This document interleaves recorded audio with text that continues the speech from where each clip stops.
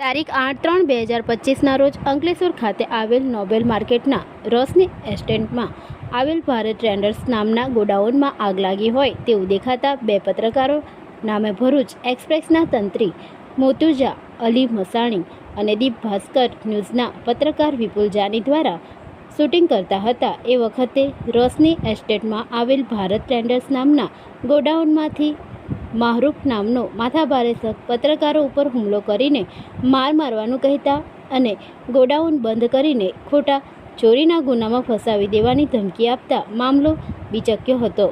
તુરંત પત્રકારો દ્વારા અંકલેશ્વર જીઆઈડીસી પોલીસને જાણ કરતા અંકલેશ્વર જીઆઈડીસી પોલીસનો સ્ટાફ ઘટના સ્થળે પહોંચી ગયો હતો. એ પછી તરત પત્રકારો દ્વારા અંકલેશ્વર જીઆઈડીસી પોલીસ સ્ટેશનમાં અરજી સ્વરૂપે લેખિતમાં ફરિયાદ આપી હતી.